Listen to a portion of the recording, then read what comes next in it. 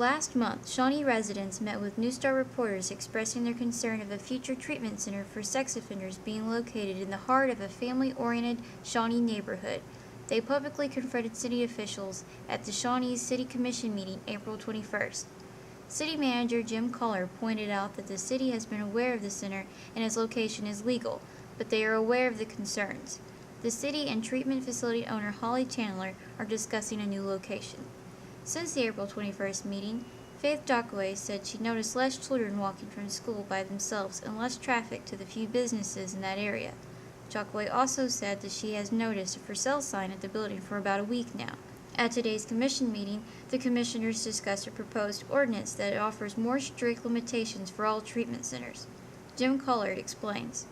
We have been working through an anomaly, a gap in our ordinances, and as well as the state law. In fact, I was on the phone for a while late this evening, just about an hour before this meeting started, with Representative Steele, who's running point at the state level as well. That a permit, a special use permit, will be required anytime one of these facilities is to be sited. As you remember, the gap was that it was a use by right. We did quite a bit of research. We realized that that's not unusual. Our ordinance, as it currently sits, is kind of common. However, it does need to be changed.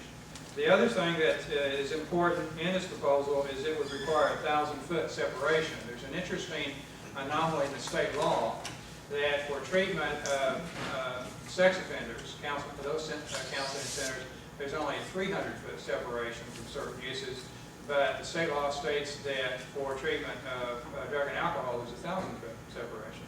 So this includes a 1,000-foot separation as well. That's under review. There will be a notification to the property owners within whatever range is selected. And then, of course, through the review process, an examination of all types of activities. Linda Peterson adds her thoughts of the lack of city ordinances, especially with this particular business. We all knew that it was a use by right, but when someone, I think from the audience, said, speaking to us, how dare you vote to okay this in my neighborhood? And I thought, first thought is I didn't vote to do anything, and you know, wouldn't do that, and this use by right. And then the next split second thing was, why didn't we? Peterson said the recommendations such as placing the center in an industrial area doesn't always work, but the city will continue to look for a solution. Culler said this is the right thing to do, to plug the gap, and the next steps for the proposal will be a discussion Wednesday before the Planning Commission. Then on the 15th, there will be a special Planning Commission meeting with public input. Then a final review before the City Council, and on the 19th, another public hearing. Reporting for NewsStar.com, I'm Brandy Brackett. The Shawnee News Star welcomes letters to the editor. They must be original and no more than 400 words. Letters may be sent 4 ways: by mail to the Shawnee News Star, by fax at 405-273-4207, by email to newsroom@news-star.com, or hand delivered.